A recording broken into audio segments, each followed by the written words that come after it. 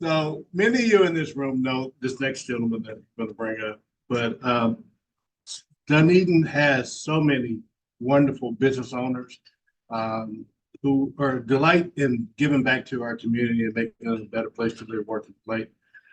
This gentleman is one of the most tenured business owners in this area.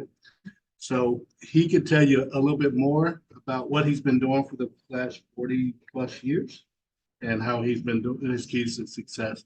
But I just want to bring up Jeff Rhoades and just probably thank him for all the things he does for our community.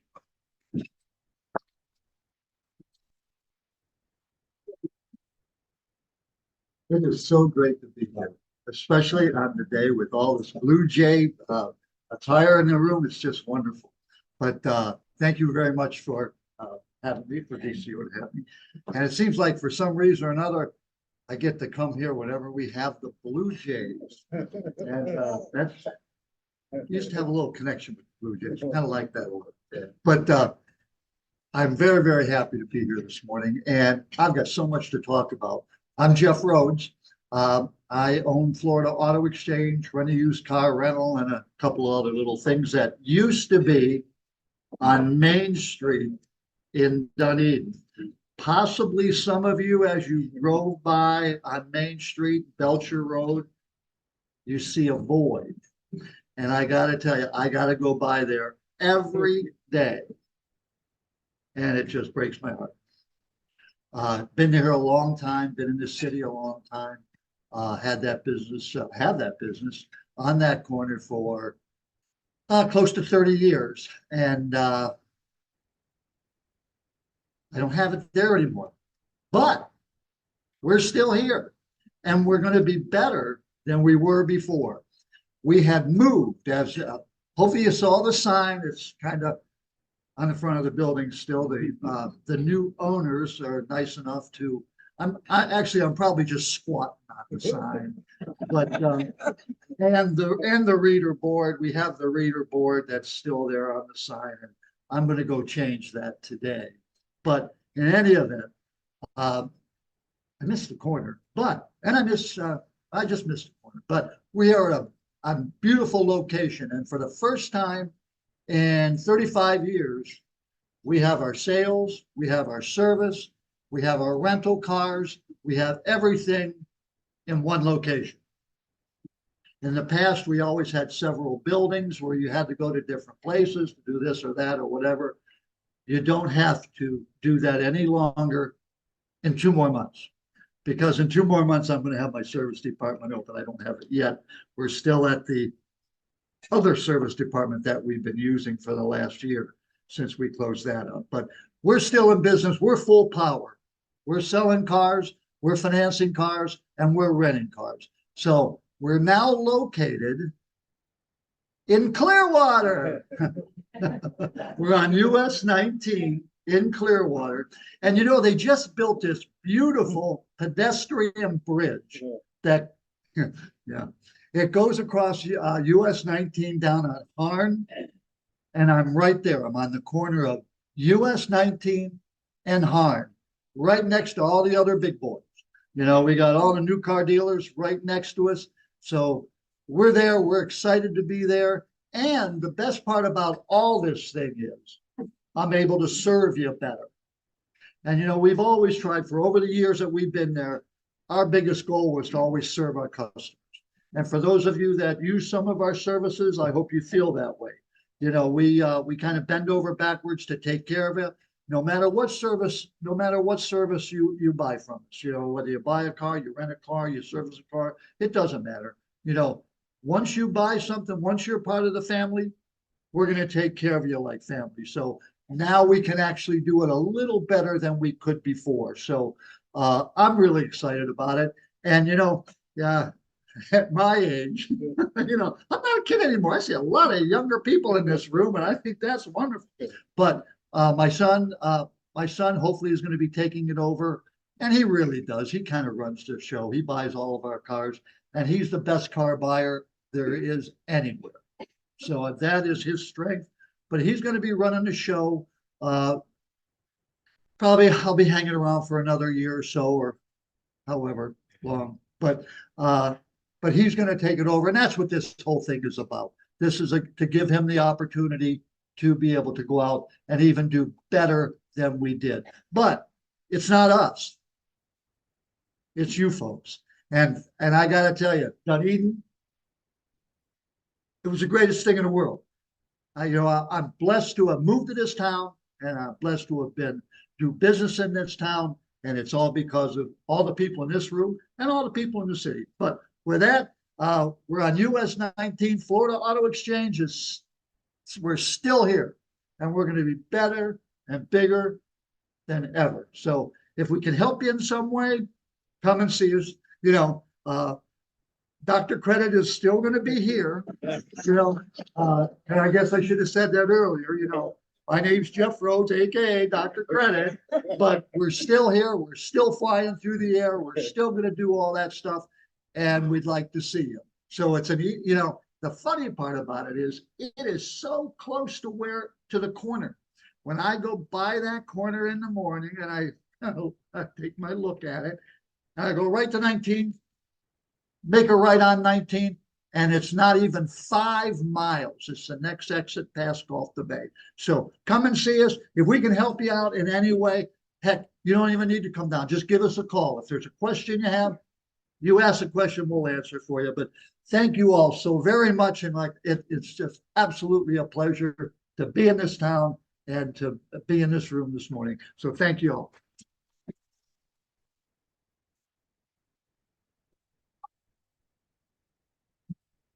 Thank you, Mr. Rhoades, for all your years of service to this community.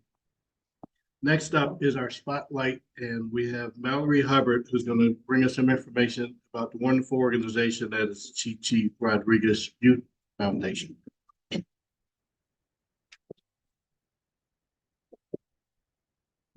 little bit shorter. Good morning.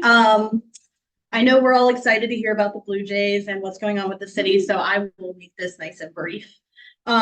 First, thanks to the DCO for having us, letting us speak this morning. Dunedin Golf Club. I'm usually sitting on that side. This is quite the view over here, the golf course.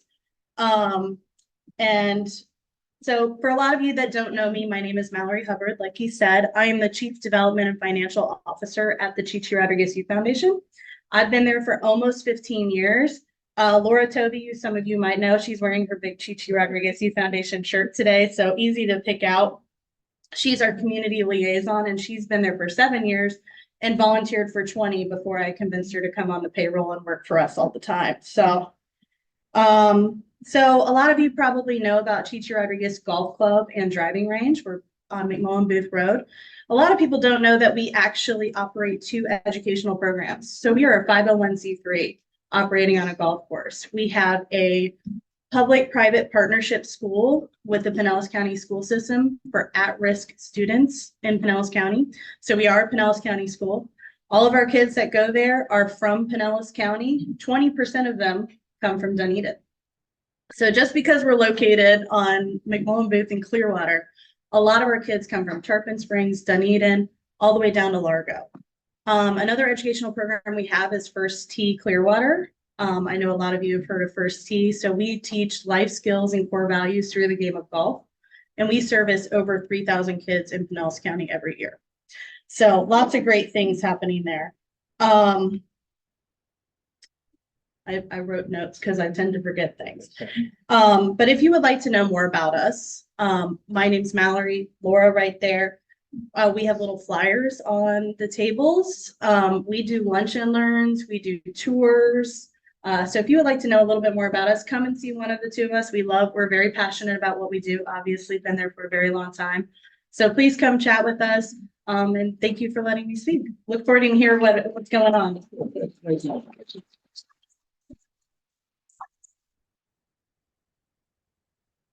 You'll notice there should have been a revision to our program. Instead of Commissioner Tornga presenting to us this morning, it'll be our city commissioner, Freaney, who is also the liaison to the Toronto Blue Jays. Toronto Blue Jays. I haven't had coffee, sorry. So Victor, you know how to wear them running for election. Well, I want us morning and play ball. This is an exciting time in our city, of course, and Ken Carson, always good to see you before Shelby, right? And I do want to say, like, in the old days, okay, I would, when I was on my way here, I'd write some notes down because what's going on in the city becomes second nature to us as commissioners. And so, but last night, there was 4 of us that went to the governor's baseball dinner in Tampa, but I stayed up later to make some notes because our newest commissioner, who's not that new anymore, the new upstart, Rob Walker, a couple meetings ago, got up here and he was so organized and so articulate with the city update that he just rose the bar at all of us. So I took the time to get organized. Rob, way to do it. Anyway, a couple things going on in the city. The first one I put on my list is we have 38 vacancies in the city. And I thought that was important to start with because we all know, what's going on with labor shortages around the country. That, again, is our challenge as well, continuing to make sure we're filling our positions with qualified people. It's a challenge because in some cases it's supply. It's not just that we just did a pay and class study last year. We raised our salaries, but you saw, Clearwater just did a huge increase. Everybody's just trying to, fight over the employees they are and make sure they've got good qualified people. We have great staff.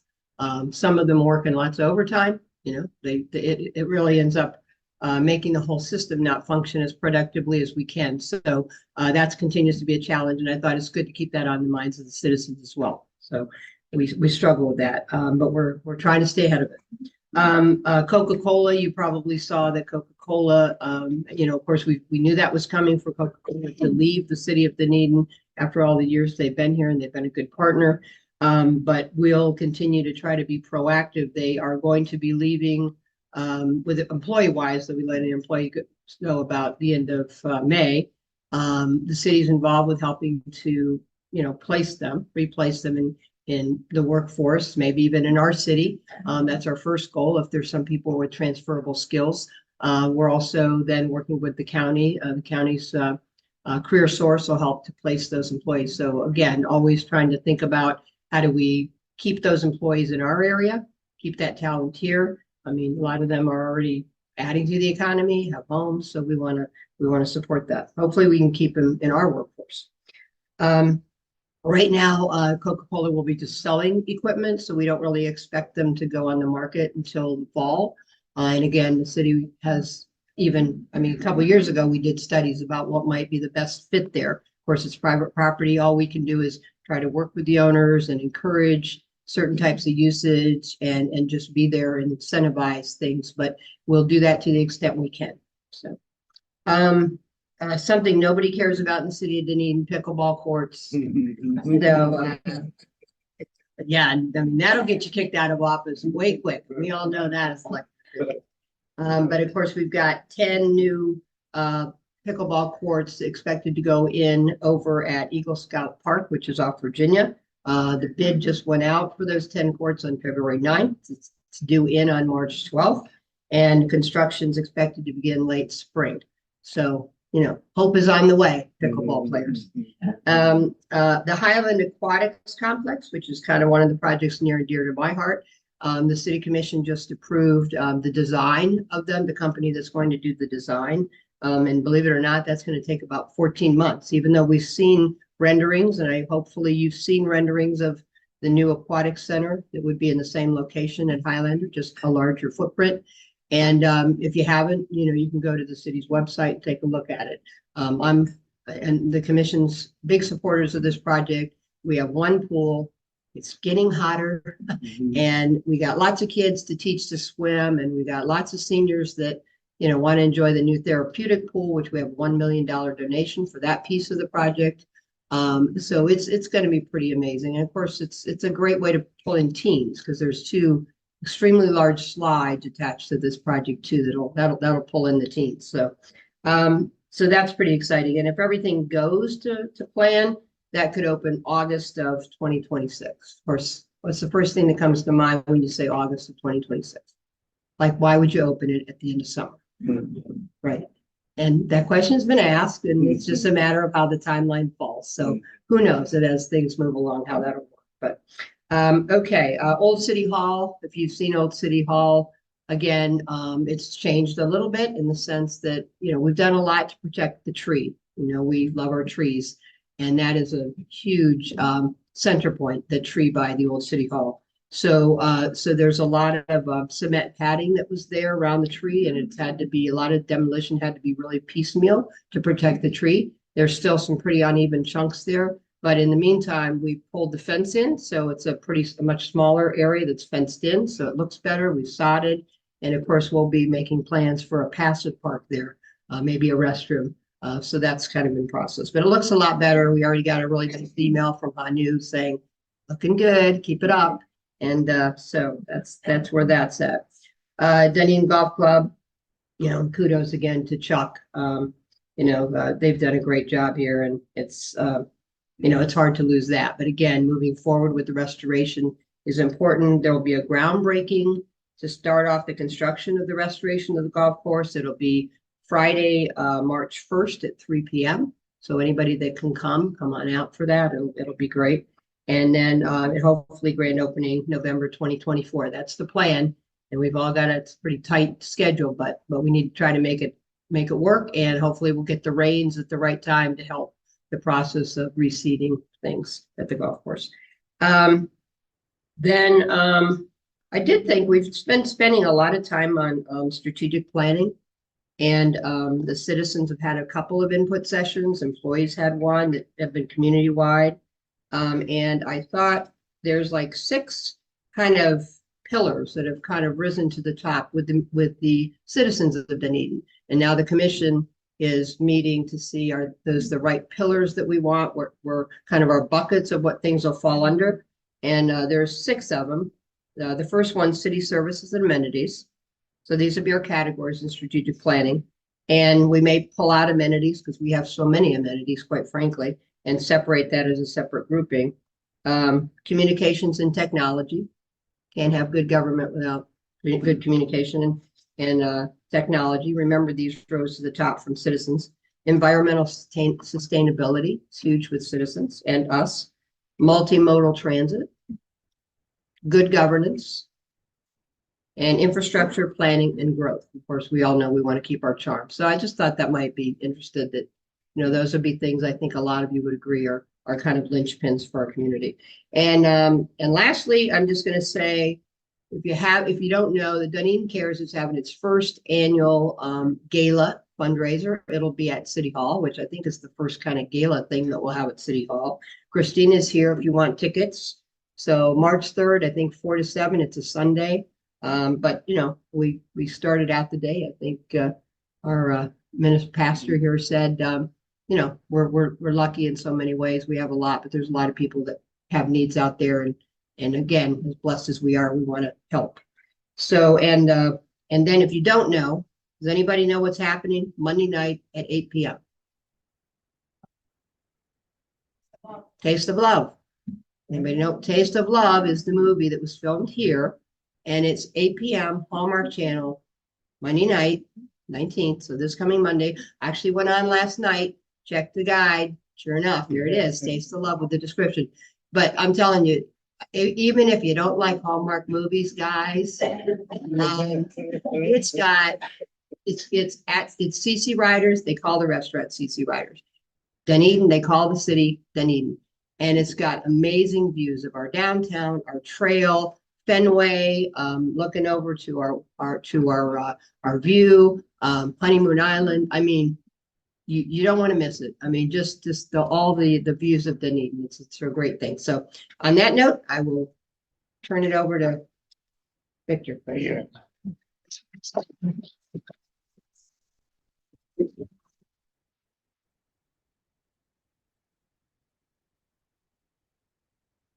Next, as you can see on our program, is a representative from the Toronto Blue Jays. And we look forward to this. It's become a tradition every January. We hear this young man come and present to us, and we know that spring is near. So, Shelby, if you come forward, please. You still calling me young man? I was gonna say that myself. I was a young man when I started this, not anymore. And I did request not to go after Commissioner Freaney. She makes it very difficult to go after her presentation.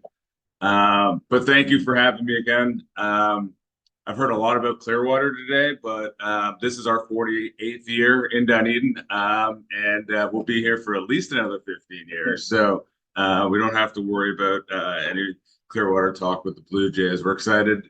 We're excited for another year. It's great to see so many familiar faces. And I want to thank the commission, of course, for all the support over the years. Nobody's mentioned, I don't think, Dunedin High School that's here. We enjoy having them at TD Ballpark and our player development complex throughout the year.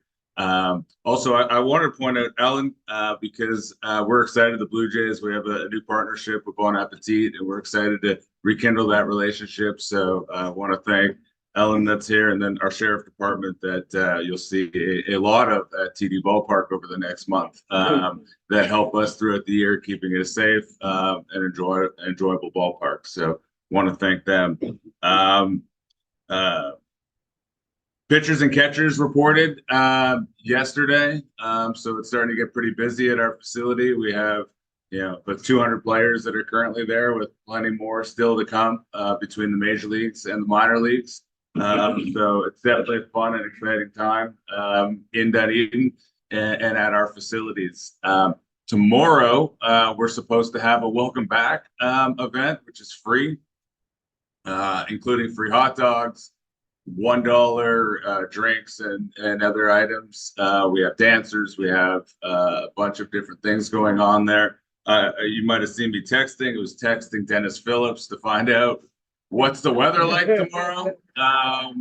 So I prefer not to text him at all during spring training, which means no problems with weather. So I haven't heard back. I hope I didn't wake him, but hoping that the weather holds out for us tomorrow, so we can have this great event for the community. Last year, we gave away 3,500 hot dogs. So we're trying to break that record this year. And I hope we got some meetings, so we don't have a backup date. It's supposed to be, as I heard, worse tomorrow or Sunday than it is Saturday. So hopefully we can get this thing in, because it's we had a lot of fun last year on our first one. Just want to talk a little bit about last year's spring training. Last year's spring training for us was really the first full year inside our new facility. Not so new anymore, but the year before, there was a lockout, so the entire schedule got changed, and it was a lot last second. People weren't able to travel as much because they didn't know what the schedule was going to be like. We had 90,000 people walk through the turnstiles last year, which was our highest number ever. And we hit all of our objectives, corporate partnership sales with a lot of local partners here, and with ticket sales. And this year we're well ahead of last year. So we're pacing really, really well. We're really excited about that. We have 15 games this year. Unfortunately, all games are at 107. I did we had 2 night games last year, which was a lot of fun, something a little bit different for us. But unfortunately this year, the way the schedule lies, they're all at 1 o'clock. The cool part is the Toronto Blue Jays are starting in Tampa this year, so they're not going far. And hopefully a lot of our fans that are in town can go ahead and go to Tropicana Field and enjoy the team for a regular season game or 2.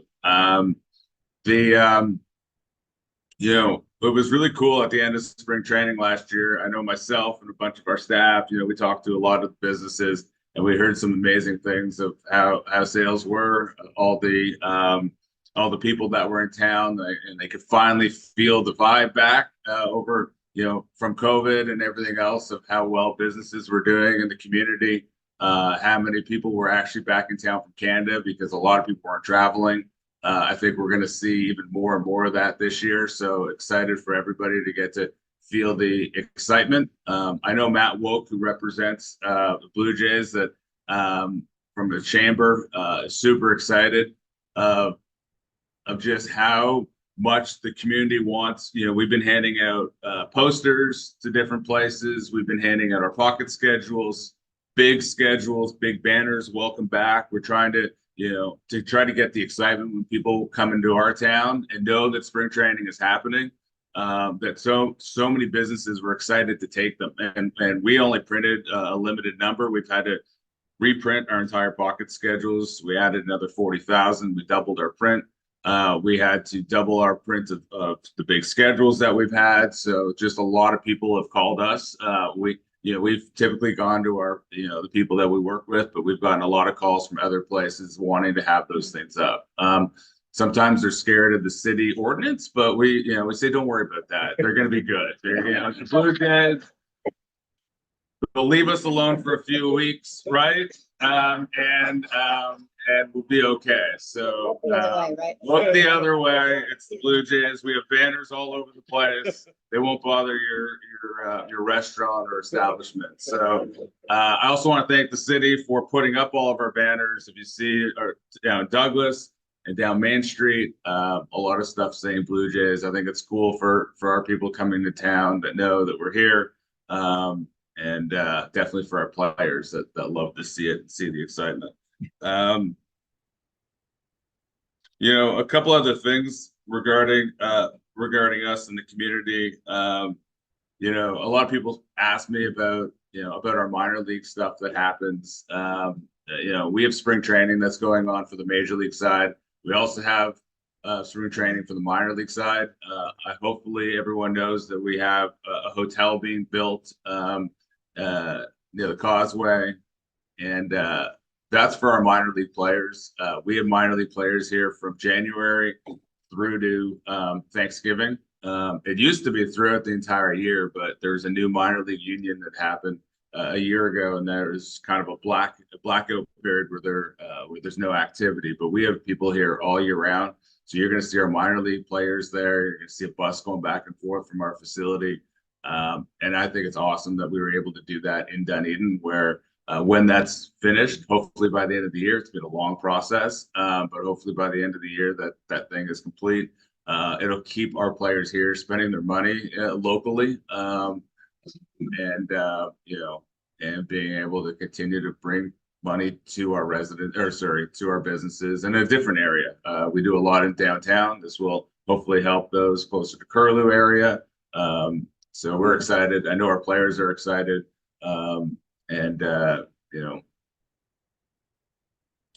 Just trying to think of what else I got in here. I did forget on my thing. I also want to thank Ken Carson that's over there as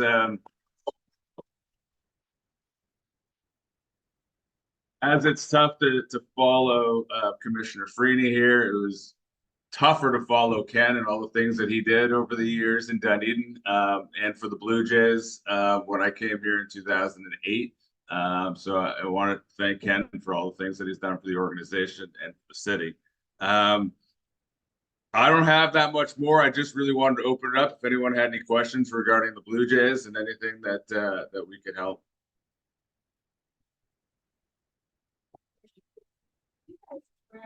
With ticket sales, do you track where the people are coming from? I'm curious as to how the Canadian dollar versus US situation is affecting Canadians coming down this season.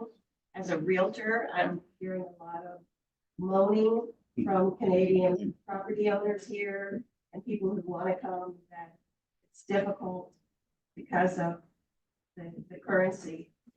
Are you seeing as many Canadians coming down and buying tickets, or are you able to track that? We do. I mean, parts of it is challenging because a lot of our Canadians, if they have U.S.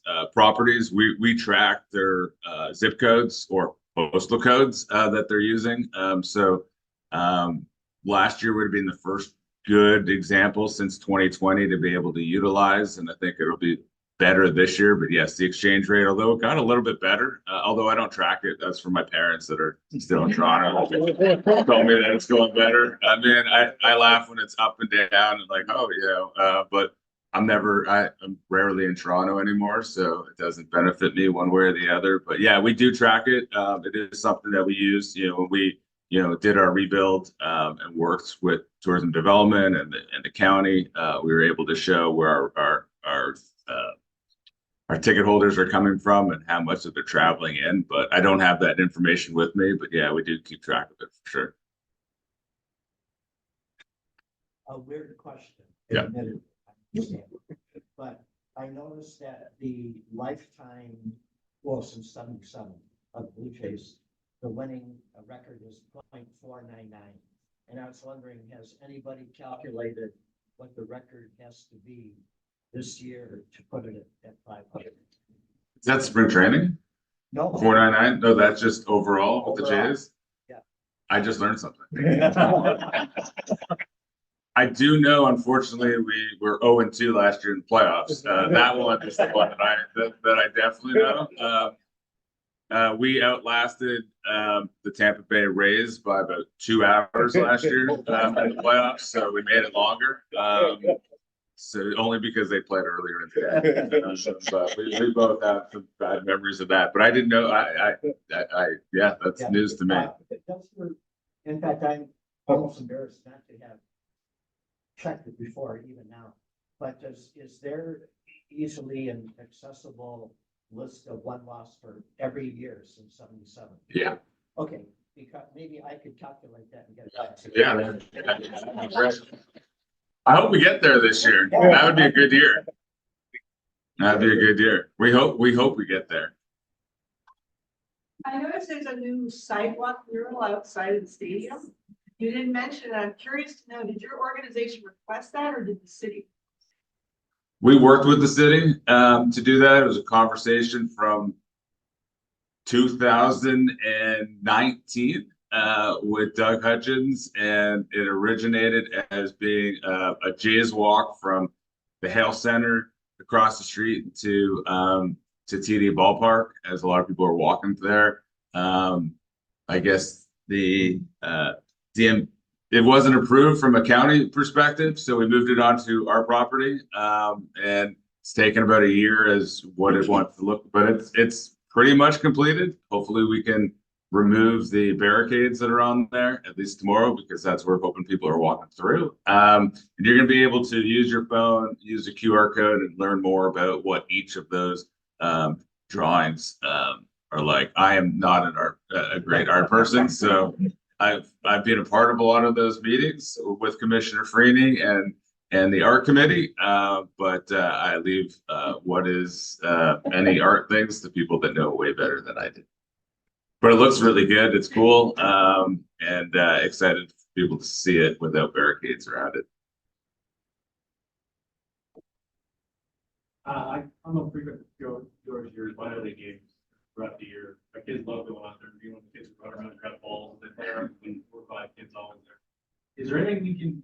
I don't know if you guys have plans for promotions for this year or whatever for the minor league season, or get more kids out there. We'd love that.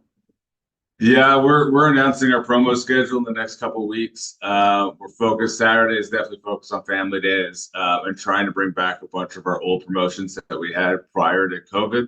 That's being worked on. Some food options, some food days that people always liked, a bunch of firework nights, being a little bit more consistent with our days between Friday and Saturday. But yeah, we're gonna have a lot more promotions than we did last year. And definitely for me, I also have young people. No, you had young kids, and now a little bit older kids, but it's all about the kids for me.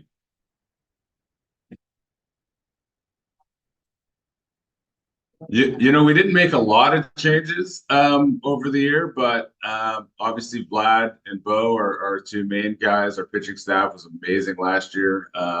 Hoping we get a little bit more production out of the guys that were on our team.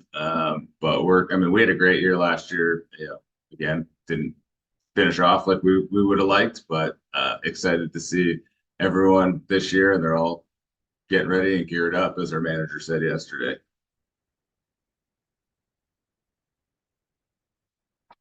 I want to thank you for all that you've done in the communications always with Dunedin High School. It's been amazing how you've worked with us and our baseball team and with just our high school in general. So thank you so much for that. being at the games and even opening up sessions last year for postseason. Thank you. Our pleasure. Thank you. Appreciate that. What time is the event tomorrow? 12 to 3. Free for everybody. And get your hot dogs. Our pipe band will be there. Oh, yes. Thank you. Thank you.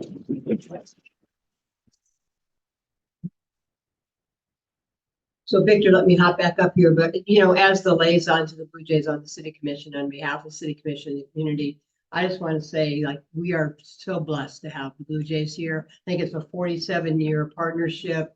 We've certainly, I think in 2002, we were at a crossroads, and I still remember my father saying, we can never lose the Blue Jays. I mean, it would be so bad for this community, but we see how great it is, and it's treasured. And it was spoken of last night at the governor's baseball dinner, 47 years. And of course, we've always been family. I mean, from day one, this has been the only spring training home. They're great corporate partners. I look at, Shelby, Mark Shapiro, Ken Carson. I mean, they're good people and they're part of us. And we're just thankful. And thank you, Shelby. Thank you.